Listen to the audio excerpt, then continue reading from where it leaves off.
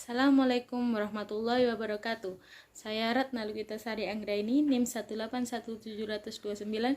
Di sini saya akan menjelaskan pengertian pengambilan keputusan.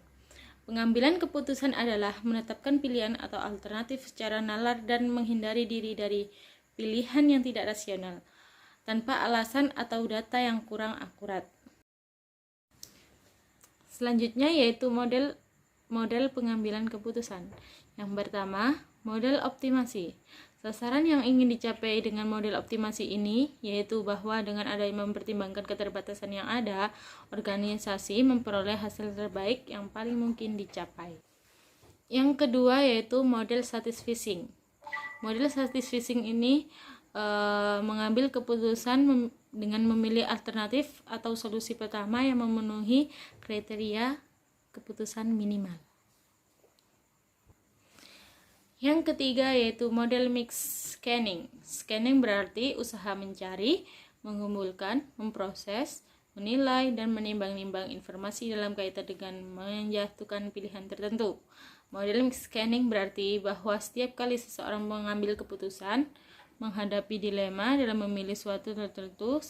Selanjutnya yaitu model mix scanning. Scanning berarti usaha mencari, mengumpulkan, memproses, menilai, dan menimbang-nimbang informasi dalam kaitannya dengan menjatuhkan pilihan tertentu. Model mix scanning berarti bahwa setiap kali seseorang mengambil keputusan, menghadapi dilema, dan memilih suatu langkah tertentu, yaitu harus mengumpulkan, memproses, menilai, dan menimbang-nimbang informasi.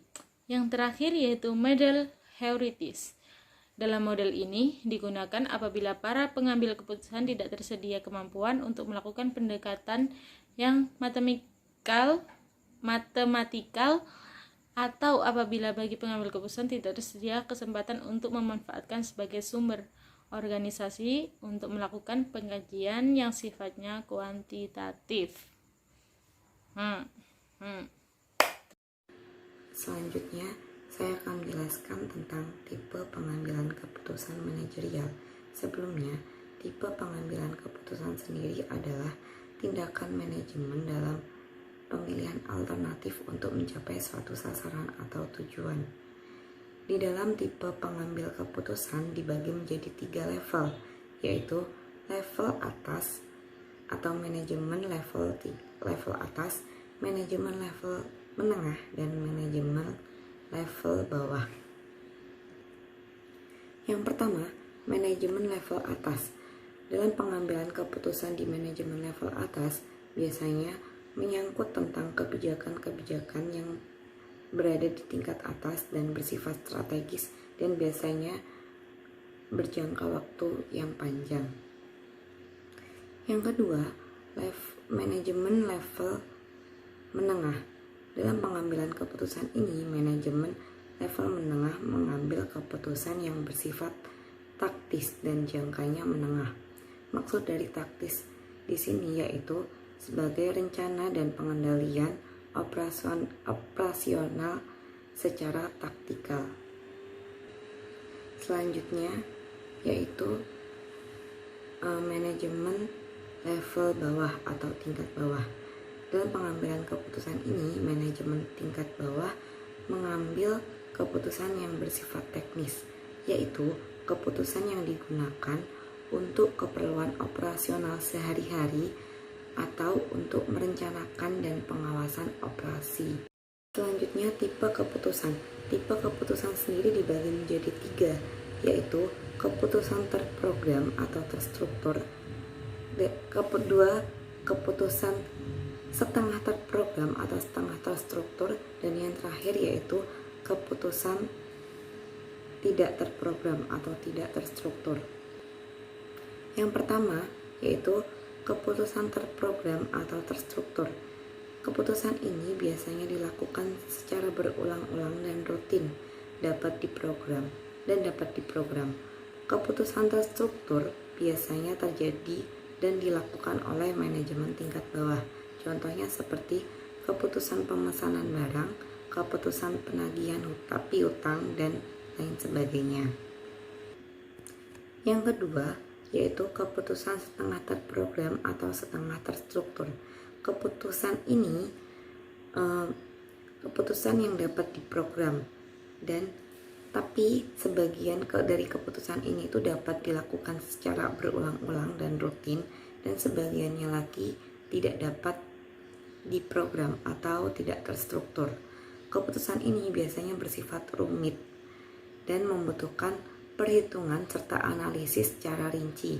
Contohnya seperti keputusan membeli sistem komputer yang lebih canggih dan keputusan alokasi dana promosi. Selanjutnya atau yang terakhir yaitu keputusan tidak terprogram atau tidak terstruktur. Keputusan ini biasanya tidak terjadi berulang-ulang dan jarang terjadi atau tidak selalu terjadi atau tidak rutin terjadi. Keputusan ini biasanya terjadi di manajemen level atas.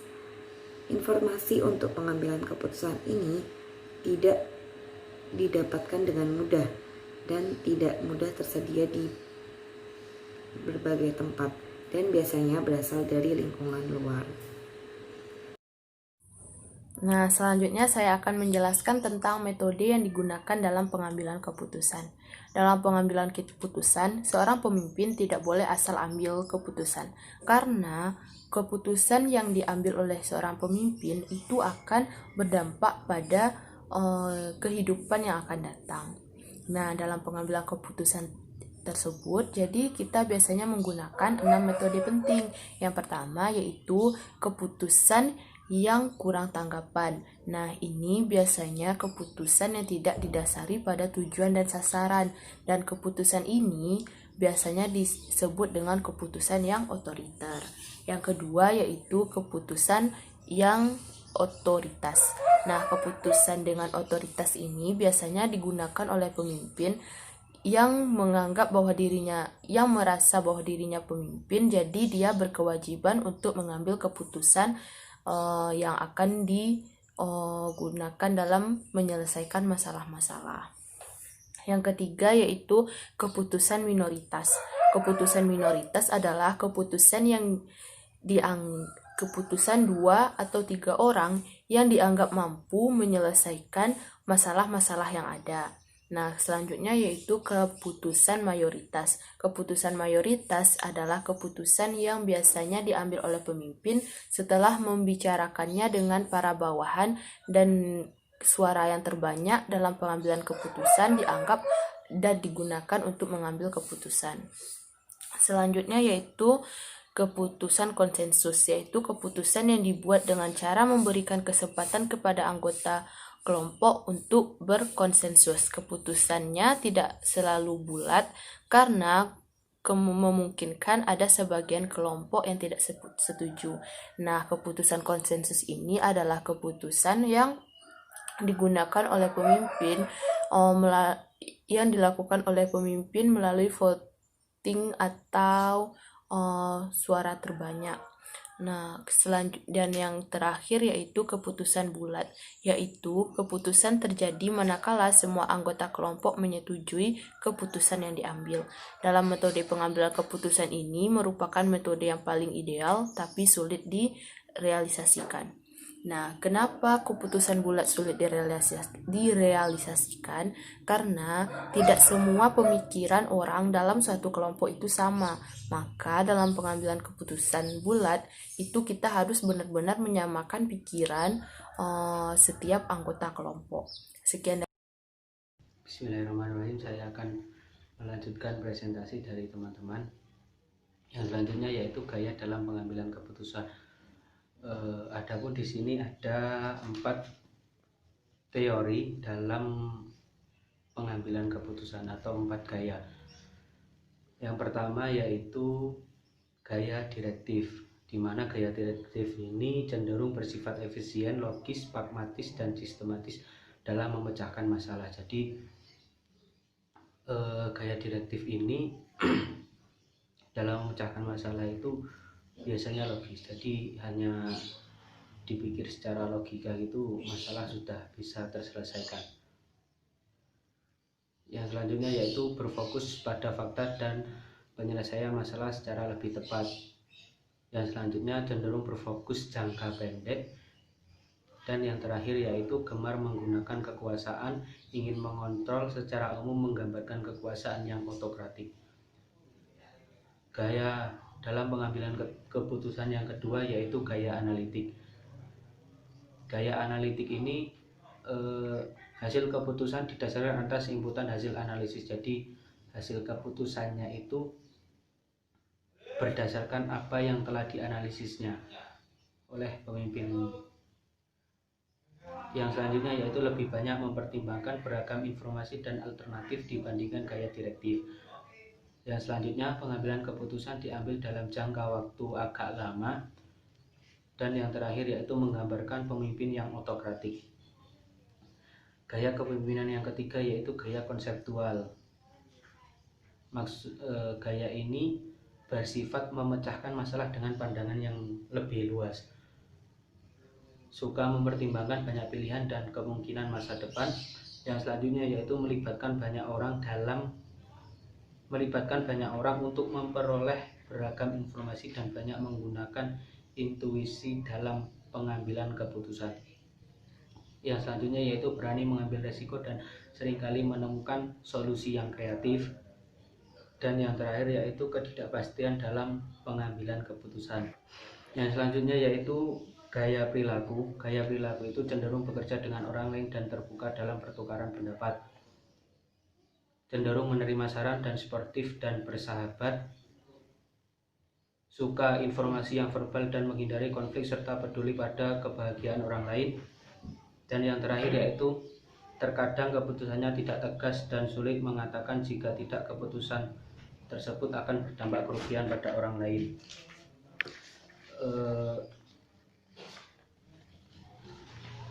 Untuk yang terakhir yaitu keterlibatan bawahan dalam pembuatan keputusan. Konsep peran serta pengambilan keputusan mula-mula diperkenalkan oleh Frank Art tahun 1960 ketika mengatakan bahwa peran serta menunjukkan suatu proses antara dua atau lebih pihak yang mempengaruhi satu terhadap yang lainnya dalam membuat rencana, kebijakan, dan keputusan. Peran serta bawahan dalam mengambil keputusan sesungguhnya lahir dari desakan kebutuhan psikologis yang mendasar pada setiap individu. Para manajer akan sulit membuat keputusan tanpa melibatkan para bawahannya. Keterlibatan ini dapat formal seperti penggunaan kelompok dalam pembuatan keputusan atau informal seperti permintaan akan gagasan-gagasan. Jadi pemimpin yang baik itu seharusnya mendengarkan apa yang menjadi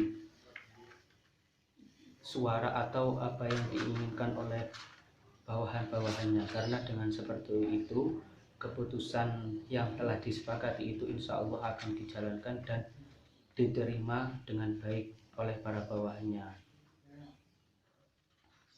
Bantuan para bawahan dapat terjadi pada setiap tahap proses pembuatan keputusan. Bermacam-macam bentuk peran serta bawahan dalam pengambilan keputusan telah diperkenalkan oleh sejumlah penulis seperti Caden et al. 1988 yang mencoba mengadakan penelitian terhadap berbagai karya tulis tersebut dengan mengumpulkan lebih dari 400 artikel tentang peran serta dalam pengambilan keputusan.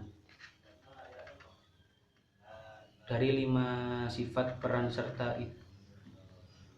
itu dengan memperhatikan berbagai bentuk peran serta yang tersedia dalam kepustakaan, dirumuskan 6 kombinasi bentuk peran serta bawahan, yaitu peran serta pengambilan keputusan dalam bidang tugas, 2. Peran serta konsultatif, 3. Peran serta jangka pendek, 4. Peran serta informal, 5. Hak milik karyawan, dan yang terakhir yaitu peran serta perwakilan. Mungkin itu saja dari kami. Apabila ada kurang dan lebihnya kami mohon maaf yang sebesar-besarnya. Akhirul kalam, wassalamualaikum warahmatullahi wabarakatuh.